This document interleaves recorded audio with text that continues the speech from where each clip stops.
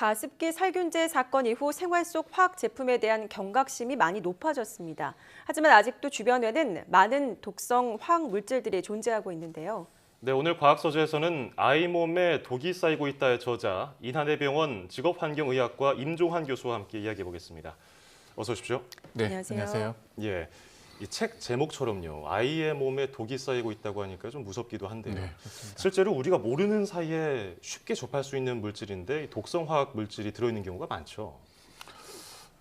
생활 곳곳에서 독성 물질이 많이 퍼져 있다 이렇게 봐야 될 것 같습니다. 예.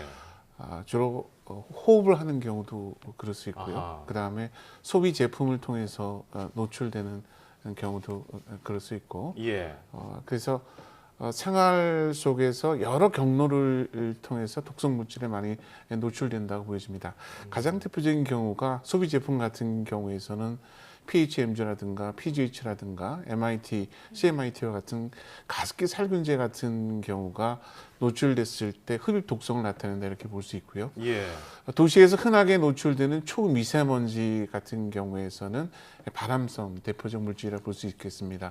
또 식품 속에서 노출될 수 있는 비스페놀 A라든가 프탈레이트라든가 또 아질산염이라든가 이런 부분들 같은 경우에서는 발암성 물질이고 생식 독성 물질이어서 여러 독성 물질들이 생활 곳곳에 있다고 봐야 될 것 같습니다. 예, 이게 유전되는 물질인가요?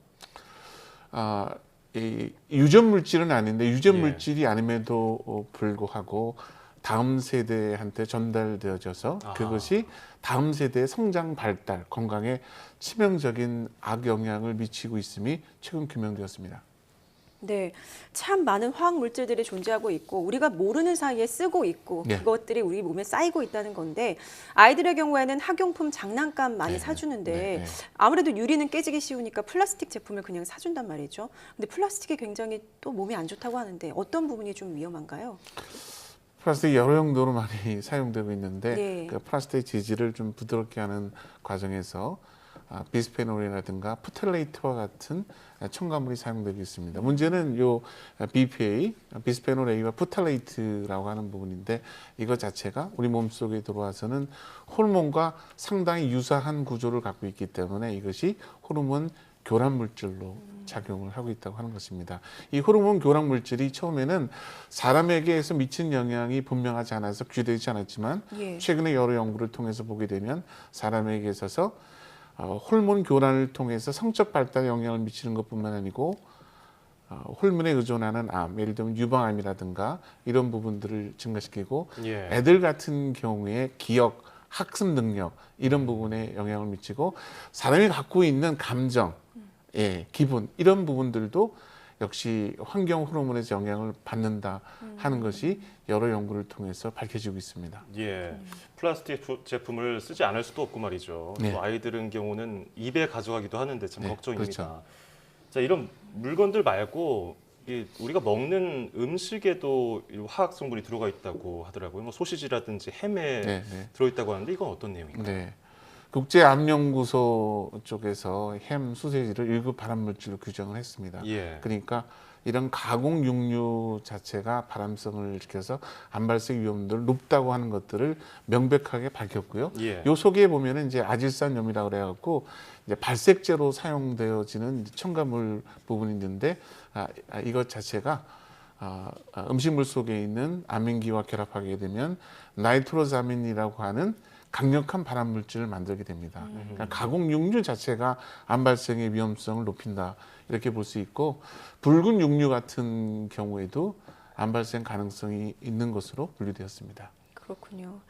그런가 하면 이제 요즘 태어난 아이들을 보면 아토피 앓는 아이들이 참 많거든요. 그런데 아토피에 걸린 아이들이 우리가 사는 곳이 너무 깨끗해서이다 아니면 흙장난을 안 해서다 뭐 이런 여러 가지 좀 논란들이 많거든요.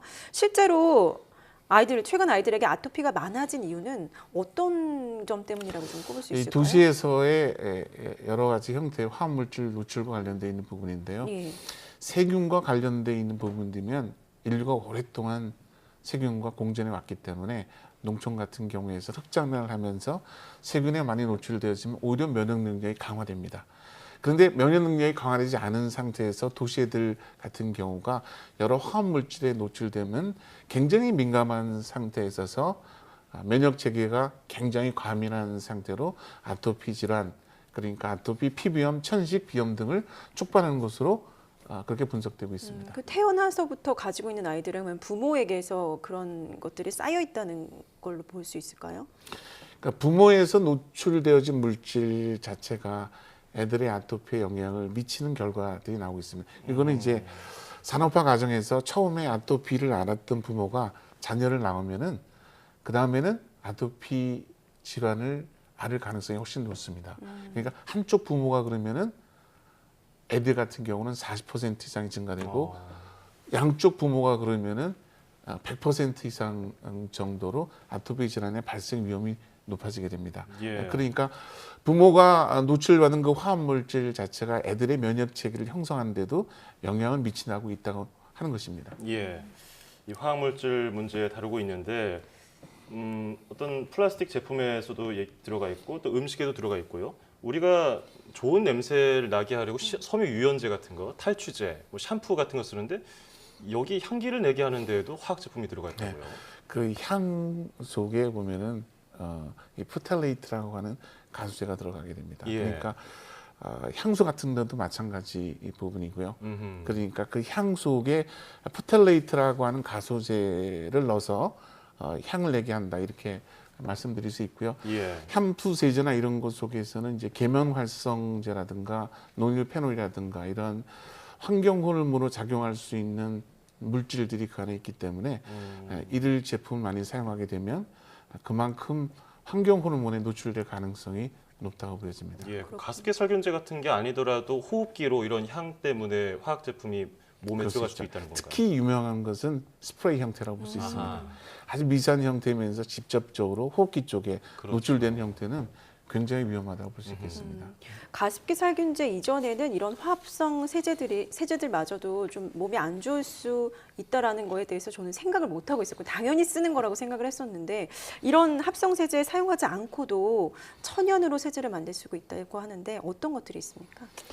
예를 들면 이제 기저귀를 세탁할 때 보면 예. 냄새가 나고 그러지 않습니다. 거기에 미리 식초를 갖다가 몇 방울 떨어뜨리게 되면은 냄새도 줄어들고 표백장도 훨씬 더 깨끗하게 되게 됩니다. 예. 예를 들면 그 소매나 이런 쪽에 때가 있는 경우에 보면은 식초와 베이킹 파우더를 1대1로 섞어서 미리 어느 정도 이렇게 세척을 하고 난 다음에 세탁기를 돌리면 훨씬 더 깨끗합니다. 보면은.